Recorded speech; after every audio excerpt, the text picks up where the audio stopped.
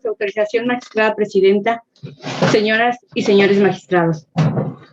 Doy cuenta con el oficio de inconformidad 165 de este año, promovido por los partidos de la Revolución Democrática, Revolucionaria Institucional y Acción Nacional, en contra de la elección de la gubernatura del Estado, al pretender la nulidad de la misma por la actualización de la causal prevista en el artículo 70, fracción primera, de la Ley de Justicia Electoral, así como por la violación a principios constitucionales y por la actualización de diversas irregularidades graves. En primer término, se propone desestimar las causales de improcedencia hechas valer por el tercero interesado. Ahora, en cuanto a la temática de fondo, la parte actora solicita la nulidad de la elección porque en su consideración se anularon más del 20% de las casillas instaladas para la elección de la gubernatura del Estado. Tal agravio se propone infundado, ello porque las impugnaciones de los 24 distritos electorales únicamente se anuló la votación recibida en 71 casillas, lo que representa que el 0.99% de la totalidad de las instaladas. De ahí que no se actualiza la nulidad de la elección planteada por esta causa. Por otra parte, la candidatura común alega la existencia de violencia generalizada e intervención de grupos armados en la elección, quienes a su decir ejercieron presión sobre el electorado para votar por un determinado candidato, así como por la expulsión de representantes de los partidos políticos de las casillas, quema de urnas, presión y violencia sobre los funcionarios de las mesas directivas de casilla. Al respecto, se considera que no se actualiza la violencia generalizada y, por tanto, no se actualiza la nulidad de la elección por dicha causa. En efecto, para acreditar la violencia generalizada, la parte actora ofreció más de 60 pruebas técnicas consistentes en notas periodísticas, publicaciones de redes sociales, descripciones de videos, acta destacada fuera de protocolo de diversas publicaciones en la red social Facebook, así como pruebas supervenientes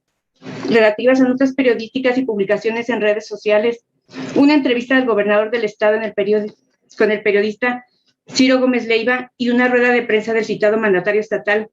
en las que hizo alusión a la injerencia del crimen organizado en la elección de la gubernatura del estado. Tales medios de prueba en el caso resultan insuficientes para demostrar los hechos a los que hace referencia la parte actora, toda vez que fue omisa en ofrecer otros elementos probatorios que generaran certeza plena respecto de su dicho, pues del caudal probatorio se desprende que solo algunas contienen información que pueden tener relación con hechos de violencia. Sin embargo, se trata de actos aislados que además no fueron corroborados con medio de prueba que generara plena convicción de los señalamientos de la parte actora. Por lo que si bien pudiera existir un leve indicio de que en las casillas del Distrito Electoral Local 22 con sede en Mújica hubo presencia de grupos armados, además de no estar plenamente acreditado, la parte actora se basa en una falacia de generalización, ya que aparte de la idea de que se demostró con plenitud la afectación al sufragio de toda la ciudadanía del Estado, cuando sus alegaciones se circunscriben a una determinada zona geográfica de Michoacán. De ahí que, conforme a los criterios de la Sala Superior, solo es posible declarar la nulidad de una elección cuando las violaciones, además de acreditarse, sean generalizadas y determinantes para el resultado de la elección, lo que en el caso no ocurre, pues en el supuesto hipotético y tomando en cuenta las casillas que señala en su demanda la parte actora, en las que a su decir existió presión sobre los electores, la irregularidad no sería determinante para el resultado de la elección, pues se tendría que en la mayor parte del Estado se ejerció el voto de manera libre, secreta y auténtica. Ello aunado a que en el supuesto no concedido, los votos recibidos en las casillas que señaló en su demanda y en aquellas de las que dan cuenta las notas periodísticas serían insuficientes para impactar en el resultado de la elección. Ello porque si bien la parte actora sostiene que los hechos de violencia reflejaron una votación atípica, principalmente en los distritos de Mújica y Lázaro Cárdenas en favor de la coalición conformada por el Partido del Trabajo y Morena, lo que sustenta en la gran diferencia de votos que los mismos se dieron. Sin embargo, no existen parámetros legales que nos conduzcan a determinar que en una elección la diferencia de votación entre el primer y segundo lugar debe ser similar en todos los distritos. En tal orden de ideas, que no resulte procedente la nulidad de la elección aducida por los supuestos hechos de violencia. Por otra parte, los partidos actores alegan que existió en todos los distritos locales un claro patrón numérico anómalo de la votación, lo que a su decir se traduce en un embarazo de urnas. Tal agravio se propone tener como infundado. Al respecto, dicha irregularidad no se tiene por acreditada en razón a que los diversos juicios de inconformidad presentados contra las actas de cómputo distritales de la elección de gobernador se hizo valer también el embarazo de urnas, sin que la misma se hubieran acreditado.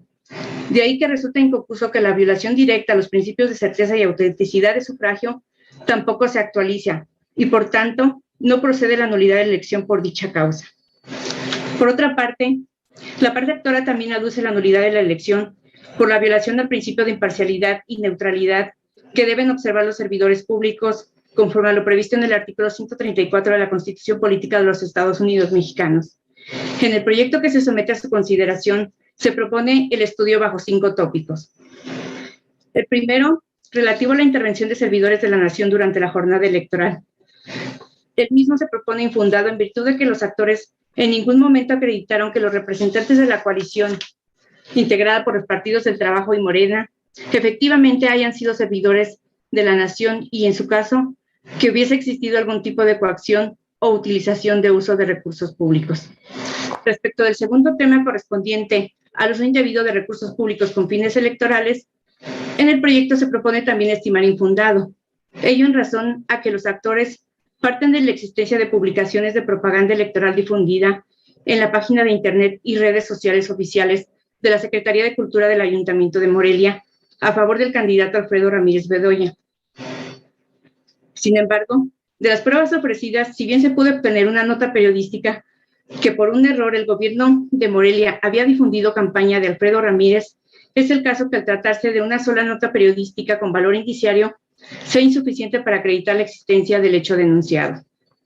Ahora, respecto al tercero de los temas correspondientes a las conferencias matutinas del presidente de la República, los actores señalan que con la realización de las mismas, entre el 5 de abril y el 20 de mayo, se contravino el principio de imparcialidad, pues de su contenido se advierte que trataron de propaganda gubernamental prohibida por la legislación electoral durante el periodo de campañas. Al respecto, se propone en el proyecto calificar dicho agravio como infundado, pues si bien es cierto que quedó acreditada la existencia de diversas resoluciones vinculadas a procedimientos sancionadores en los que se determinó mediante medidas cautelares la prohibición de la difusión íntegra de dichas mañaneras, por considerarse que contenían propaganda gubernamental, no obstante ello, lo decidido en un procedimiento sancionador por sí mismo no tiene el alcance para que se decrete la nulidad de la elección respectiva, pues para tal efecto se debe evidenciar que se actualizan los elementos normativos o típicos de la causa de nulidad de la elección, lo que en el presente caso no ocurre. Ello porque la parte actora no da elementos suficientes a fin de evidenciar las violaciones a los principios constitucionales de imparcialidad y equidad en la contienda electoral estatal, así como su impacto en los resultados de la elección, pues le correspondía acreditar el nexo causal entre la conducta irregular y los resultados de los comicios, lo que en el caso no ocurre. Ahora, por cuanto ve el cuarto tema de la indebida utilización del Programa Nacional de Vacunación, los actores sostienen que el candidato a la gubernatura, Alfredo Ramírez Bedoya, ha usado en su favor de manera constante y reiterada el tema de la vacunación del COVID-19 en pleno proceso electoral, lo que ha hecho a través de la publicación de notas periodísticas y en la red social denominada Facebook, afectando con ello el principio de equidad en la contienda e imparcialidad. En relación a ello, se propone declarar infundado su agravio, pues en principio omitió expresar los hechos concretos con base en los cuales pretende evidenciar que el entonces candidato de referencia condicionó o adjudicó a él o a los partidos que lo postularon el Programa Nacional de Vacunación del COVID-19 para favorecer su candidatura, o que se haya presentado como titular o intermediario de dicho programa social de vacunación ante la ciudadanía del Estado de Michoacán, sin que de las pruebas técnicas ofrecidas se desprenda que tal programa dependa de los partidos que postularon al candidato ahora electo, ni constituye una apropiación de la implementación y ejecución del mismo. Finalmente, Con respecto al quinto tema, que corresponde al condicionamiento del voto, se tiene que los actores aducen la utilización de recursos públicos a través de figuras públicas reconocidas, como lo fue el actor mexicano Jorge Damián Alcázar Castelo. El mismo se propone calificar de infundado. Ello porque las manifestaciones de apoyo a favor del ahora candidato ganador a la gubernatura del Estado se hicieron en un contexto de libre ejercicio de la libertad de expresión, lo que hizo de manera espontánea, sin que se hubiera acreditado que recibió algún pago por la realización y difusión del referido video. Por lo cual, no resulta procedente acoger la pretensión del acto al no actualizarse la transgresión de principio constitucional alguno. En otro aspecto, la parte actora también pretende la nulidad de la elección por la indebida intervención de sindicatos, al señalar que el candidato Alfredo Ramírez Bedoya y los partidos que lo postularon se vieron beneficiados con la participación activa y sistemática de varios sindicatos, quienes a su decir, desde un inicio y hasta el final de la contienda electoral, mediante eventos proselitistas de campaña, con líderes sindicales y sus agremiados, apoyaron al candidato de referencia, lo que constituyó una coacción al voto de sus agremiados, familias y simpatizantes, vulnerando con ello los principios de equidad y certeza en la contienda electoral en la elección de la gobernatura del Estado. Tal irregularidad se propone calificarla como infundada. Ello porque la parte actora omite expresar los hechos concretos con base en los cuales pretende evidenciar la configuración de la coacción, así como las circunstancias de tiempo, modo y lugar en que se dieron los eventos que refiere. Concretamente, no ofrece pruebas con las que acredite que los sindicatos que indica hubieran celebrado reuniones o asambleas con fines de proselitismo electoral y que con ello se haya coaccionado el voto a los agremiados, o que el sindicato hubiera emitido una convocatoria dirigida a los agremiados con el fin específico de reunirlos para actos proselitistas a favor del candidato. De ahí que tampoco se actualice la irregularidad alegada para acreditar la nulidad de la elección. De igual forma, los partidos políticos actores solicitan la nulidad de la elección por violación a principios constitucionales, con motivo de la realización de una conferencia de prensa llevada a cabo el 4 de junio durante el periodo de veda electoral por parte del delegado nacional de Morena en Michoacán, Raúl Morón Orozco, del representante propietario de Morena ante el IEM, David Ochoa Valdovinos, y de Gabriela Molina Aguilar, Rubén Pedraza y Gladys Butanda Macías, en la que se difundió propaganda calumniosa en contra del candidato a la gubernatura del Estado, Carlos Herrera Tello, lo que se propone como infundado.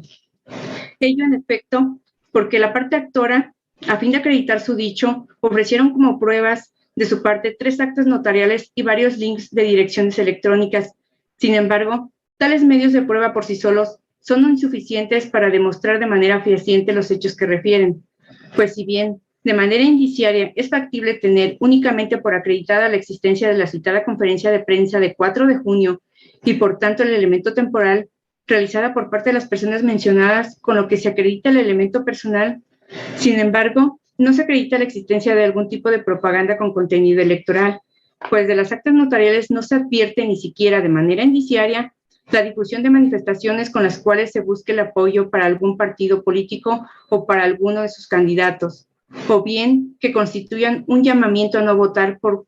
el candidato propuesto por los partidos políticos actores, por lo cual no se acredita el elemento material. Además, los promoventes fueron omisos en demostrar cómo o de qué grado fue la afectación para influir en los resultados, ya que sus manifestaciones solo constituyen una narrativa sustentada en varias suposiciones hipotéticas sin soporte probatorio.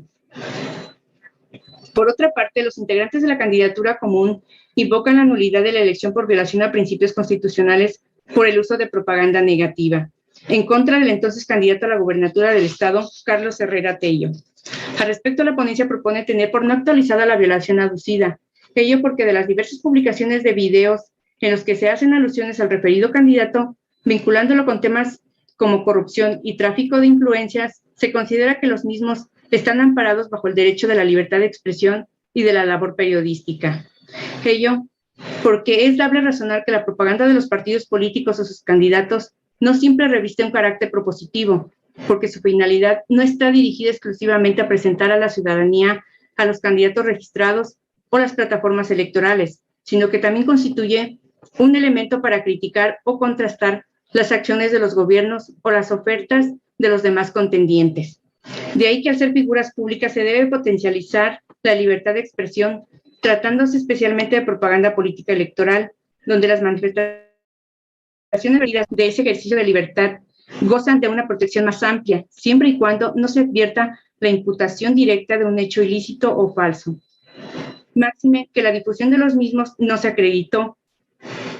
que haya tenido un impacto en el proceso electoral, por lo que no se presume que haya generado confusión a los electores. Por último, los partidos políticos actores piden la nulidad de la elección por violación a principios constitucionales con motivo de los actos activados de campaña realizados por el entonces precandidato Raúl Morón Orozco y el partido político Morena durante el periodo de intercampañas. Tal motivo de disenso se propone infundado, toda vez que no se acreditan los elementos de la causal de nulidad que se hace valer ni el grado de afectación sobre los resultados de la misma. Pues si bien es cierto que el 20 de abril este órgano jurisdiccional dictó sentencia en el expediente TEMPES 021/2021, promovido por el Partido de la Revolución Democrática, contra Raúl Morón Orozco y los partidos políticos Morena y del Trabajo, por la Comisión de Actos Anticipados de Campaña, derivados de la realización de varios eventos y reuniones en el periodo de intercampaña,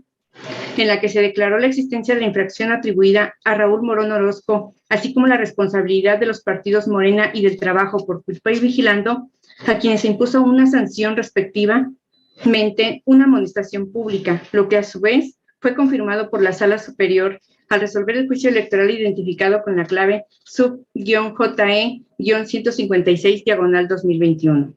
Se considera que no se acreditan el grado de afectación en el proceso electoral que se haya ocasionado, ni que la irregularidad señalada sea determinante para el desarrollo del procedimiento electoral o para el resultado de la elección.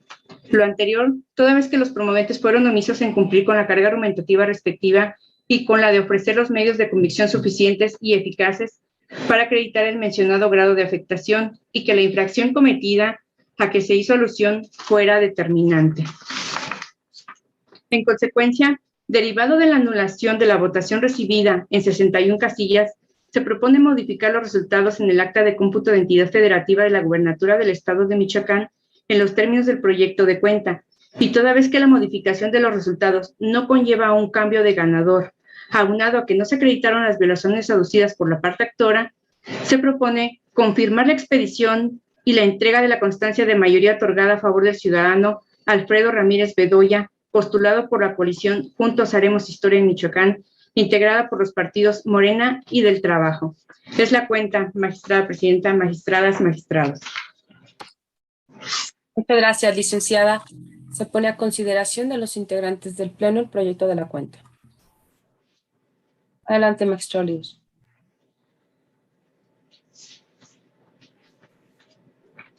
Buenas noches, magistradas, magistrado, secretario general, intérprete, personas que nos acompañan de forma virtual. Es importante reconocer el trabajo desarrollado por el magistrado instructor y la ponencia a su cargo. En el proyecto de sentencia que tan amablemente ha puesto a nuestra consideración, es una propuesta que estudia cada uno de los agravios hechos valer por los actores y el cúmulo probatorio que aportaron estos para sostener sus aseveraciones. Es un proyecto integral que expresa el camino trazado por este órgano jurisdiccional en los distintos asuntos distritales de esta elección que se ha realizado por este tribunal. Ello se relaciona con el total de 54 juicios de inconformidad que se presentaron en los 24 cómputos distritales de elección de gobernador. De estos, se desecharon los correspondientes a 2 distritos por haberse promovido de forma extemporánea. Mientras, los distritos restantes, las resoluciones de los juicios condujeron a modificar los cómputos, al anular un total de 61 casillas por diversas causales que fueron acreditadas. En el presente asunto propuesto por el magistrado ponente, se retoman diversos agravios con temáticas similares a los ya resueltos en los juicios distritales. Por ejemplo, la violación generalizada, los presuntos embarazos de urnas, violaciones a los principios constitucionales de imparcialidad, entre otros. En el contexto anterior, adelanto que comparto el sentido del proyecto, pues el estudio propuesto es acorde con los criterios de este órgano jurisdiccional ya asumidos al momento de resolver los diversos juicios de inconformidad promovidos para impugnar los resultados de los cómputos distritales para la elección de gobernador. En razón de lo anterior, considero necesario destacar que en el proyecto que se nos ha puesto a consideración se aborda cada uno de los agravios hechos valer por la parte actora, del cual ya la secretaria proyectista nos ha dado cuenta y ha destacado los distintos temas. Como, por ejemplo, cuando los actores aducen que existió violación generalizada e intervención de grupos armados, cuyos medios de prueba resultaron insuficientes y no se tiene plenamente acreditado durante el desarrollo de la elección en todo el Estado, lo que pudiera conllevar a decretar la nulidad de la elección. Ello además que no se precisó la circunstancia de modo, tiempo y lugar. Así como los otros agravios hechos valer como el supuesto embarazo de urnas. No obstante, resulta un hecho público y notorio que al resolver los diversos juicios contra los cómputos distritales, este pleno determinó que no se acreditaba tal conducta. De ahí que, en el caso, un supuesto exceso de boletas con respecto a la lista nominal no es motivo que se acredite la causal de nulidad. O lo relativo, como ya también se expresó, a las conferencias matutinas del presidente de la República, ya se declaró infundado, no se logra demostrar la manera en que los hechos tengan relevancia directa con la elección del gobernador en el Estado y con ello se haya vulnerado el principio de equidad en la contienda. O bien, con respecto a los agravios de la utilización de propaganda nacional de vacunación y condicionamiento al voto. Ya también fueron calificados de infundados, ya que las pruebas ofertadas no resultaron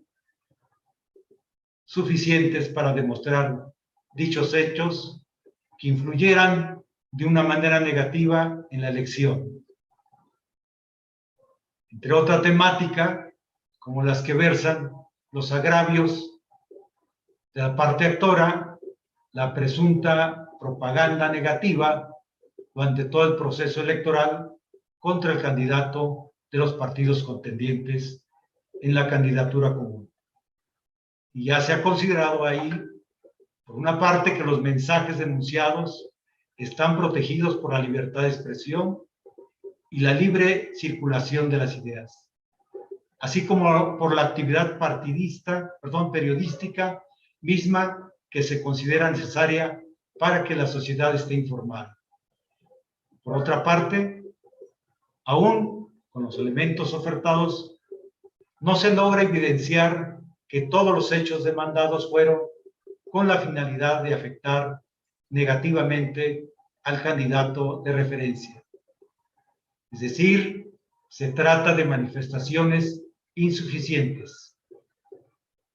En los términos relatados, se considera que en el proyecto que se nos ha puesto a consideración por parte del magistrado ponente, se han analizado los diversos agravios de los promoventes, conforme a derecho y atendiendo a los criterios jurisprudenciales dictados por el Tribunal Electoral del Poder Judicial de la Federación. El caudal probatorio agregado a los autos en el que, si bien la parte actora ha ofrecido para su valoración un número considerable de pruebas, las mismas, una vez valoradas bajo los criterios establecidos por la propia normativa electoral, han resultado insuficientes para demostrar los hechos pretendidos y así arribar a las conclusiones planteadas por los partidos promoventes, como es la nulidad de la elección. Es muy importante destacar, tal como lo ha sostenido este Tribunal Electoral, así como la Sala Superior y las salas del Tribunal Electoral del Poder Judicial de la Federación, que la nulidad es la sanción máxima que puede afectar la decisión de los ciudadanos en la emisión de su soberana expresión popular, por lo que aquellas irregularidades que se aleguen de la violación a tal derecho constitucional deben estar plenamente demostradas y resultar de tal forma graves y determinantes que sea imposible sostener la validez de la votación y la consecuente elección, lo que en consideración del suscrito no se justifica en el caso que nos ocupa. Así, con el proyecto de sentencia que se pone a consideración en esta sesión pública, de ser aprobado por este Pleno, este Tribunal Electoral del Estado de Michoacán, en cumplimiento a su deber constitucional y legal, concluye de manera oportuna con la resolución de los medios de impugnación promovidos para cuestionar los resultados en las elecciones desarrolladas en la entidad federativa, para la renovación de ayuntamientos, de integrantes del Congreso local y de la gobernatura del Estado. En consecuencia, al derecho de acceso a la justicia previsto en el artículo 17 constitucional, como máxima instancia jurisdiccional estatal en la materia electoral, se ha resuelto de forma oportuna, completa e imparcial. Y tal como lo señala la Constitución Federal, en nuestro sistema de justicia, las determinaciones de este tribunal son susceptibles a ser revisadas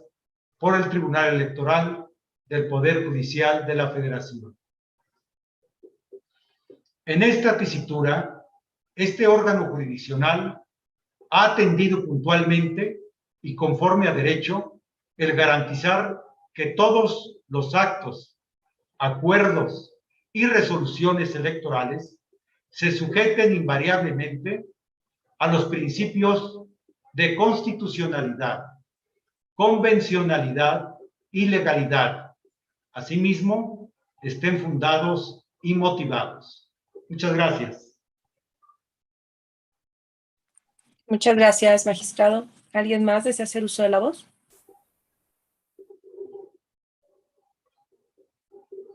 Adelante, magistrado Pérez. Gracias, magistrada presidenta, magistradas, magistrado. Bueno, escuchando la intervención del magistrado José René Olivos Campos, y bueno, desde luego que en aras de lo que fue precisamente el ejercicio o el trabajo de este proyecto que se pone a su amable consideración, en el cual agradezco de manera muy particular a este honorable pleno el acompañamiento que en su momento se hace de los planteamientos que robustecen y fortalecen el mismo en la parte considerativa, y sobre la base, sobre todo, en el hecho de que es importante sostener también el reconocimiento que agradezco a Marcelo José René, hace excesivo para los integrantes de la ponencia, secretarias, secretarios, escribientes, y desde luego también las ponencias, que fue muy importante en este trabajo, por los tiempos que ello representa, y desde luego a las áreas administrativas, que también fueron muy importantes para cada una de las distintas actividades que se vinieron desarrollando durante esta etapa impugnativa en la que el Tribunal Electoral del Estado de Michoacán afrontó un reto más bajo las condiciones atípicas que tenemos en este proceso electoral, tan diferentes a lo que fueron otros procesos electorales, de manera muy particular, y más sobre todo con el tema de la pandemia, que eso también nos hace que no tengamos nuestra sesión de manera pública, presencial, en este caso, y lo hagamos de manera pública virtual. Y eso, desde luego, que es un reconocimiento al esfuerzo y al trabajo de cada una de las áreas del tribunal, y que reitero mi gratitud para los integrantes de mi ponencia. Debo señalar y destacar, desde luego, que en este aspecto fundamental de lo que aquí se ha planteado es el hecho precisamente de cómo se fue construyendo este proyecto. Sin embargo, si nos vamos a lo que establece el artículo 55 de la Ley de Justicia en materia electoral y participación ciudadana en su fracción primera, cuando nos habla precisamente de cuáles son los actos que pueden ser impugnados a través precisamente del juicio de inconformidad. Y particularmente, así como fue en su momento ayuntamientos y diputaciones, ¿sí?, en el caso de la elección de gobernador, nos habla precisamente que es contra los actos, o más bien contra los resultados consignados en las actas del cómputo distrital, por nulidad de la votación recibida en una o varias casillas, o por error aritmético, o en su caso contra los resultados consignados en el acta de cómputo estatal, por error aritmético, y en consecuencia por el otorgamiento de la constancia de mayoría, y algo muy importante, por la violación a principios constitucionales ocurridos durante el proceso electoral. Creo que aquí es muy importante destacar dos aspectos: lo que fueron las impugnaciones o los juicios de inconformidad derivados de lo que correspondió a los cómputos distritales de la elección de gobernador, que es un tema más de carácter aritmético, ¿sí?, es decir, de manera cuantitativa. En el caso particular ahora de lo que corresponde a este juicio de inconformidad 165, es precisamente el análisis de manera dogmática de lo que implica en su momento el análisis de estas situaciones que se pudieron tornar durante la jornada electoral y que conllevan, incluso antes o después, a lo que representa la violación a principios constitucionales.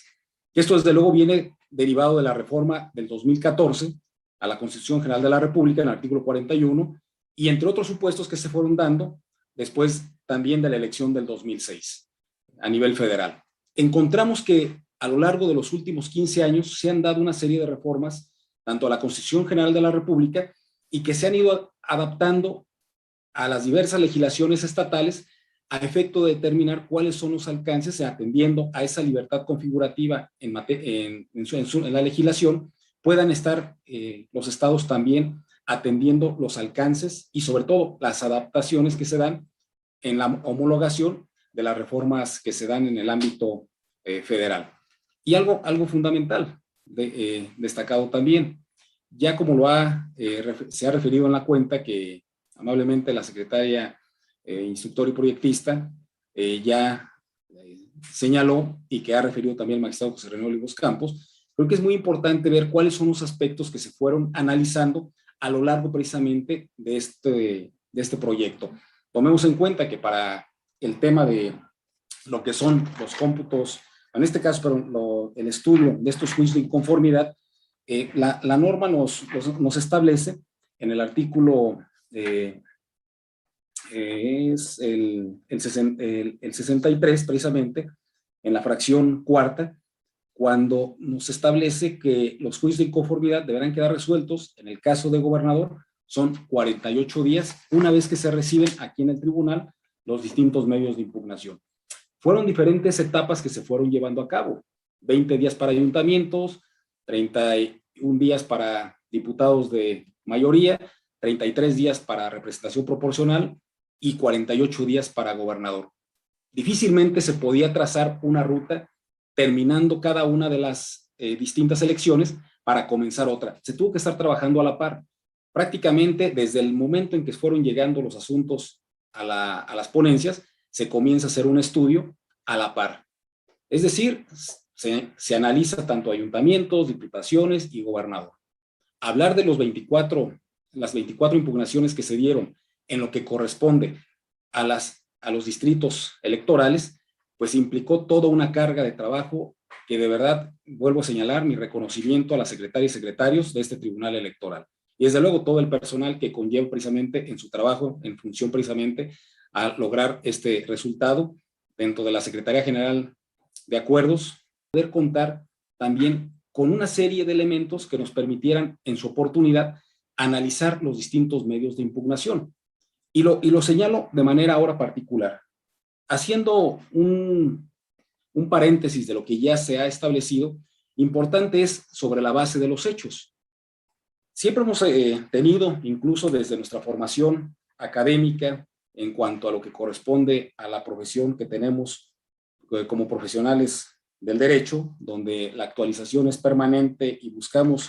estar a la altura de las circunstancias, como es precisamente el hecho de que esta elección, que vuelvo a señalarlo, para el estado de Michoacán, no fue una elección menor, al contrario, fue de altos retos, y creo que aquí se está dando una muestra en este proyecto, como en los demás juicios de inconformidad que fueron también en su momento analizados de manera muy puntual, atendiendo una cantidad importante de casillas que se fueron analizando, como es en el caso donde se tuvo una nulidad de 61 casillas, ¿sí? Estamos hablando de más de 16,000 votos que se anularon, y bueno, eso también es parte del ejercicio en que los partidos políticos que impugnaron esta elección también representan el profesionalismo y desde luego el trabajo serio y responsable de lo que implica el llevar a cabo sus impugnaciones ante tribunales que garanticen precisamente la imparcialidad. Y eso también es destacable, porque si nosotros observamos a la luz o de lo que implica este proceso electoral, en las diferentes etapas en que se fue llevando a cabo, encontramos que desde lo que es la impugnación como tal, atendiendo a los hechos o eventos que se generaron antes o durante la jornada electoral, que implica desde luego atender a circunstancias fácticas que pueden ser en su momento analizadas a la luz del derecho. Y si eso lo trasladamos precisamente a ver hasta dónde esos hechos o circunstancias particulares fueron motivo de un análisis especial sobre estos hechos o enunciados fácticos, importante es destacar que cuando nosotros observamos una demanda, como fue en el caso de la presentada por los partidos accionantes, en este caso PRI, PAN y PRD, ¿sí? Una demanda que desde luego implicó un estudio muy particular sobre la base, ¿sí? De más de 600 hojas, ¿sí? En lo que fue la pura demanda. Y eso ya, lo que es la integración del expediente, que nos lleva desde luego a una cantidad mayor de elementos que debieron haberse analizado y que también habré de destacarlo, el hecho en particular de por qué unas pruebas sí se fueron admitidas y por qué otras no. Me parece importante sobre la base precisamente de los hechos el considerar algo muy particular sobre precisamente de acuerdo a lo que establece ya la misma demanda, nos lleva a establecer cuáles son los hechos mediante los cuales se sustenta en este caso el medio de impugnación. Podemos encontrar sobre los hechos, eventos o situaciones que incluso ya ocurren en un acto pasado. ¿Qué tiene que hacer el juzgador atendiendo a las pruebas? Pues prácticamente es construir o reconstruir enunciados jurídicos en base precisamente a esos hechos. Porque si bien es cierto que los planteamientos que se hacen en la demanda encuentran sustento en eventos que ocurrieron en un momento determinado, el juzgador no tiene elementos en ese momento para poder acreditar, ¿sí? O dar razón en su momento sobre dichos hechos. ¿Qué tiene que hacerse? Hay que construir esos enunciados. Y esos enunciados se construyen en base a las pruebas. De ahí que estos hechos puedan ser verdaderos o hechos falsos, dependiendo de las circunstancias que de las mismas pruebas se puedan evidenciar. Incluso, si nosotros observamos la misma ley de justicia en materia electoral, establece en el artículo 16 cuáles son, en este caso, las pruebas que pueden ser ofrecidas. Y así, en su momento, si lo vemos desde el mismo artículo 10, nos prevé, ¿sí? En que en el caso de todo cualquier medio de impugnación, pues debe en todo caso ofrecerse y aportar las pruebas, ¿sí?, dentro de los plazos para su interposición o la presentación de los medios de impugnación previstos en la ley, y mencionar, dice la fracción sexta, en su caso, las que se habrán de aportar dentro de dichos plazos y las que deberán requerirse cuando el promovente justifique que oportunamente las solicitó por escrito. Bueno, ese es el tema precisamente del ofrecimiento de los medios, en este caso, de prueba que pueden ser presentados con la misma impugnación. Sin embargo, en ese sentido, cabe señalar que en el proyecto se atendió la admisión de pruebas supervenientes. Eso me parece importante sobre la base de, como ya se dijo en la cuenta, sobre situaciones que se generaron y que se justificaron finalmente, porque la misma jurisprudencia prevé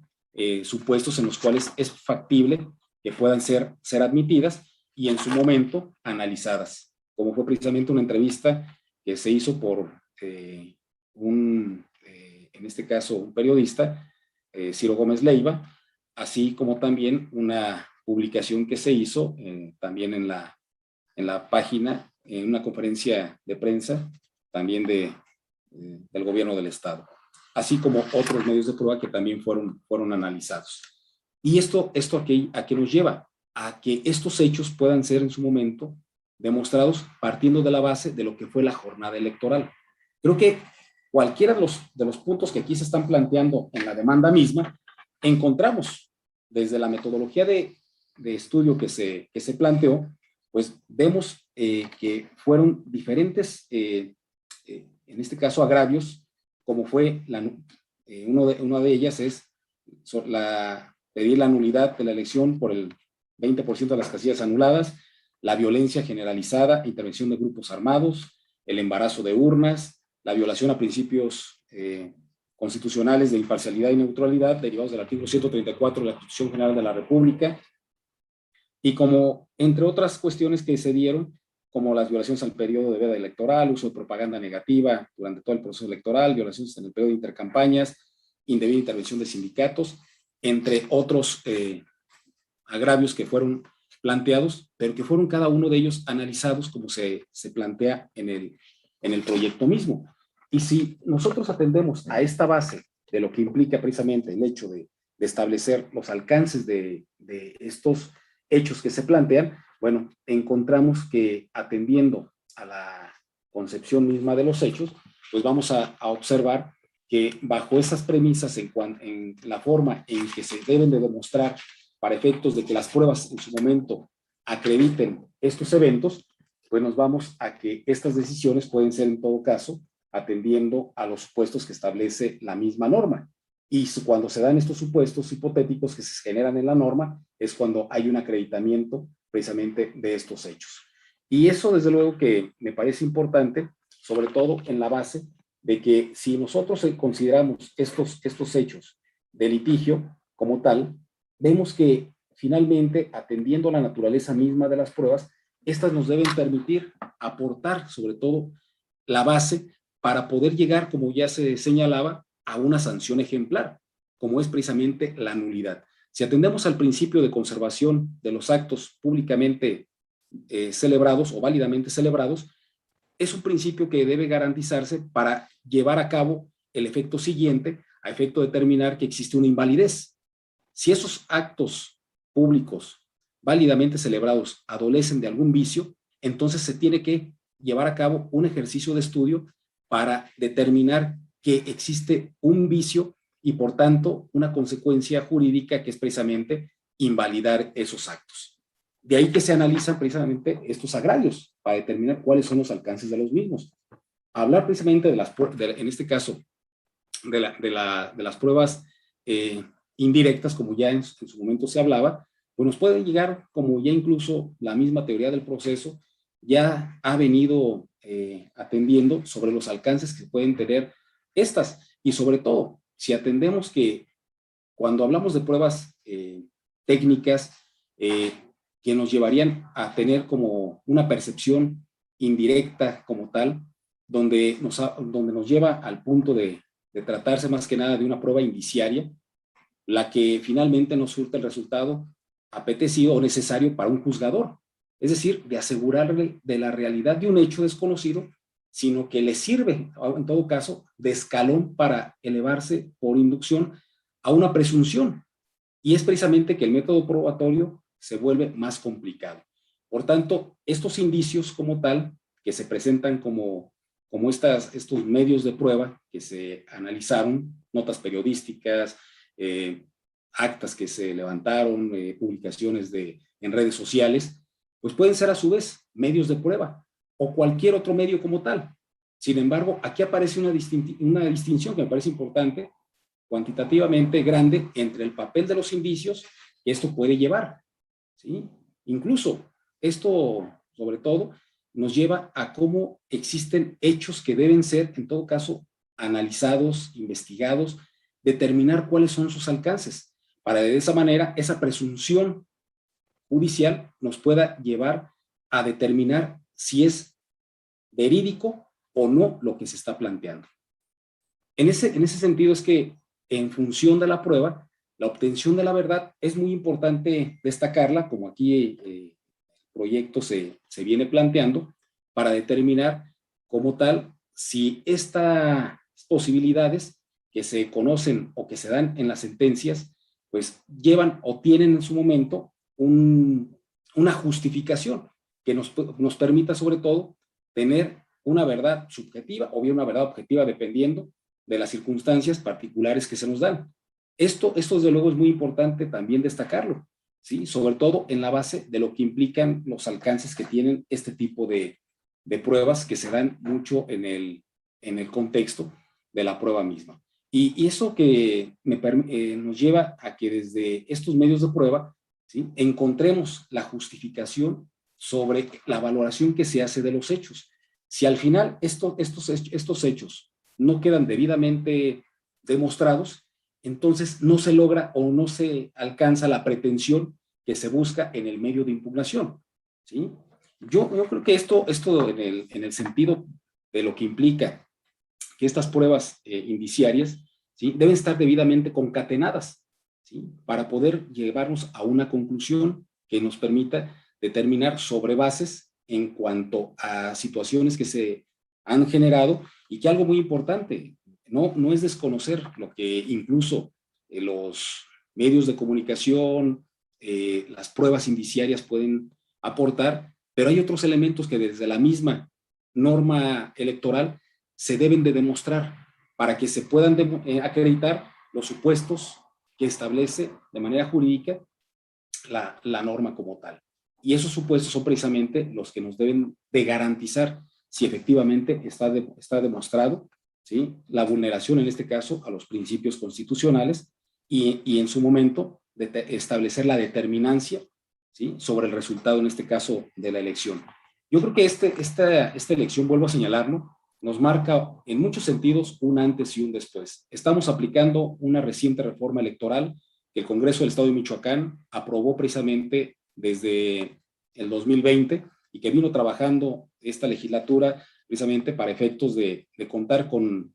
en este caso, una norma sólida que sea garante precisamente de lo que estamos los tribunales realizando, porque debemos de reconocer que finalmente los tribunales electorales legitiman el poder político. Y en este sentido, tanto la función que desempeñamos es también gracias a la participación muy profesional, responsable y seria que tienen los partidos políticos. Precisamente los órganos electorales nacen de esta consecuencia en cuanto a la necesidad de contar con instituciones electorales que precisamente permitan a los actores políticos, llámese partidos políticos, candidaturas independientes, a participar en un ejercicio de democracia en el cual existan reglas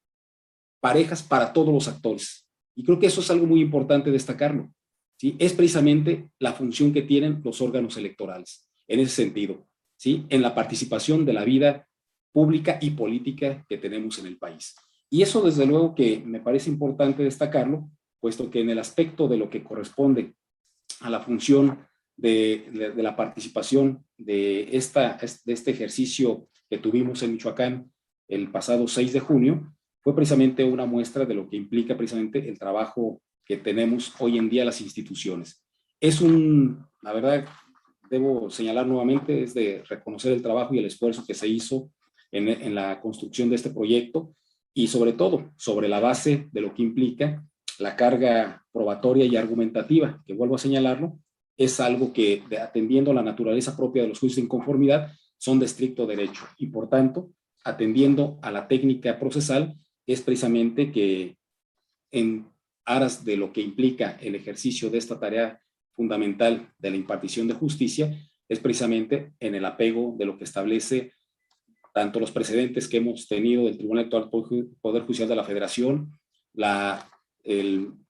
misma Constitución General de la República, los principios convencionales y desde luego nuestro marco normativo en materia electoral. Es una tarea que de verdad es de elogiarse. Yo reconozco, vuelvo a señalar, mi gratitud aquí a magistradas, magistrado,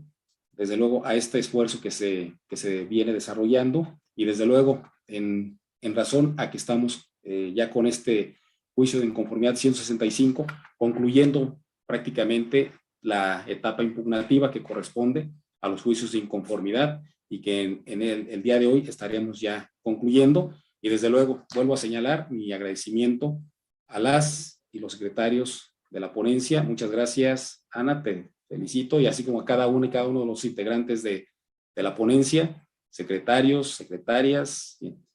escribientes,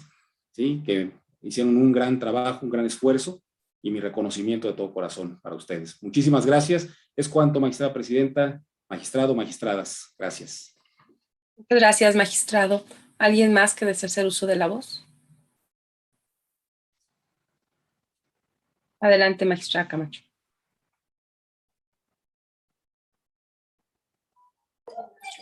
Gracias, presidenta. Con su autorización, me dirijo a ustedes y al auditorio que sigue nuestra transmisión a través de las redes sociales de este tribunal. Las michoacanas y los michoacanos hemos participado desde nuestros respectivos ámbitos de acción o responsabilidad en el proceso electoral más grande de nuestra historia. Vivimos sin duda tiempos decisivos para nuestro sistema de derecho. Los retos que se vieron plasmados en el proceso electoral 2017-2018 dieron pie a un proceso reformador de nuestra legislación estatal, sentando las bases para la contienda electoral cuyo resultado último está por definirse. No tengo duda de que en el futuro lo acontecido en este proceso electoral 2020-2021 será objeto de minuciosos estudios jurídicos, históricos, sociológicos y de interpretaciones estadísticas y demográficas. De manera paralela, existen profundas transformaciones sociales originadas por la pandemia que se presentó desde el año pasado, justo cuando iniciaba el presente proceso electivo. No obstante, aún en medio de una situación atípica de extrema gravedad, logramos mediante el esfuerzo coordinado de actores políticos, instituciones y ciudadanía, llevar a cabo una contienda electoral que en cada una de sus fases configuró un espacio propicio para el desarrollo del debate y la difusión de los diversos proyectos políticos frente a un electorado cada vez más informado. Siendo el voto de la ciudadanía el tamiz legitimador de toda instancia gubernamental, el ejercicio pleno del derecho al sufragio es el eje orientador de la actividad institucional de todos los organismos electorales, incluido este órgano jurisdiccional. Menciono esto porque desde mi punto de vista, muchas veces se reduce el enfoque de lo que un proceso electoral significa. No se trata solamente del ejercicio del derecho a votar o ser votado. Antes y después de la emisión de un voto, las y los mexicanos estamos ejerciendo con libertad un abanico de derechos que le corresponden a cada ser humano, en tanto ser humano, que constituyen la base real de la ciudadanía moderna, es decir, del individuo como sujeto fundamental del orden democrático. Por ello, la afiliación a un partido, la participación como votante o como candidato, la convocatoria a un acto de proselitismo o a cualquier otra actividad política para ser democráticas deben de ser libres. Cualquier coacción sobre las y los ciudadanos pervierte radicalmente el sentido democrático de los procedimientos electorales al cancelar el valor fundamental de las libertades ciudadanas. Nuestro compromiso profesional se enfoca así en defender con sentido ético la libre participación ciudadana que se desarrolla como una serie de derechos particulares de pensamiento, de reunión, de asociación, de expresión, de sufragio, en la medida en que tales actividades se proponen fines concernientes a la elección de un proyecto gubernamental que oriente a las políticas públicas en las que habrá de desarrollarse la sociedad en conjunto. Así pues, un sistema democrático como el nuestro se constituye en el marco idóneo de respeto a los derechos humanos, dado que en ese entorno es factible la diversidad de opiniones dentro de un marco de respeto, la discusión de las ideas en torno a necesidades y visiones de un futuro común y la suma de esfuerzos para la construcción de la paz y la estabilidad social, económica y política. Reconozco el esfuerzo conjunto que se ha realizado para llegar hasta aquí, a mis compañeras magistradas y compañeros magistrados, a sus equipos de trabajo y desde luego al mío. Todas y todos hemos realizado el trabajo que se nos ha encomendado con transparencia, sin escatimar esfuerzos y eficientando al máximo los recursos a nuestro alcance en pro de la aplicación de la normativa electoral, sin distinción alguna para las y los justiciables. Quiero visualizar para el futuro un Michoacán equitativo y justo, que renueve su confianza en las instituciones, que brinde oportunidades de desarrollo para todos sus habitantes, en donde la participación política sea activa, solidaria e incluyente, donde se garantice la seguridad y la igualdad de oportunidades para todas y todos.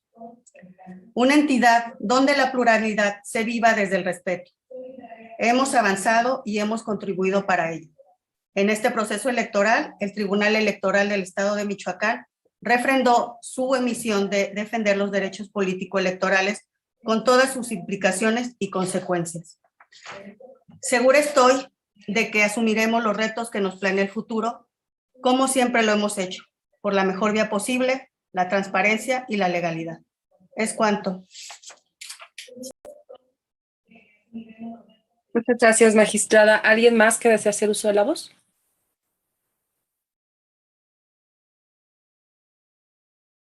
Bien, al agotarse las intervenciones, le pido por favor al secretario tomar la votación. Adelante, secretario. Con mucho gusto, magistrada presidenta. Magistrados, magistrados, en votación nominal se consulta si aprueban el proyecto del que se ha dado cuenta. Magistrada Mendoza Baena Villalobos. Con el proyecto. Magistrada Yolanda Camacho Ochoa. A favor de la consulta. Magistrado José René Olivos Campos. De acuerdo con la ponencia. Magistrado Salvador Alejandro Pérez Contreras. Es nuestra consulta. Magistrada Presidenta Yurisha Andrade Morales. A favor. Magistrada Presidenta, le informo que el proyecto de la cuenta es aprobado por unanimidad de votos. En consecuencia, en el juicio de inconformidad TEMGIN 165, diagonal 2021, este pleno resuelve. Primero, se modifican los resultados consignados en el acta de cómputo de entidad federativa de la elección para la gubernatura del Estado de Michoacán de Ocampo, efectuado por el Consejo General del Instituto Electoral de Michoacán, y en consecuencia los asentados en el acuerdo IMCG 245, diagonal 2021, para quedar en los términos precisados en el respectivo apartado de la presente sentencia. Segundo, se confirma la expedición y entrega de la constancia de mayoría otorgada por el Consejo General del Instituto Electoral de Michoacán al ciudadano Alfredo Ramírez Bedoya, postulado por la coalición Juntos Haremos Historia en Michoacán, integrada por los partidos políticos Morena y del Trabajo, por las razones expuestas en la presente sentencia. Tercero, procédase conforme a derecho a determinar lo conducente respecto a la legalidad y validez de la elección de la gubernatura del Estado de Michoacán. Secretario, por favor, continúe con el desarrollo de la sesión.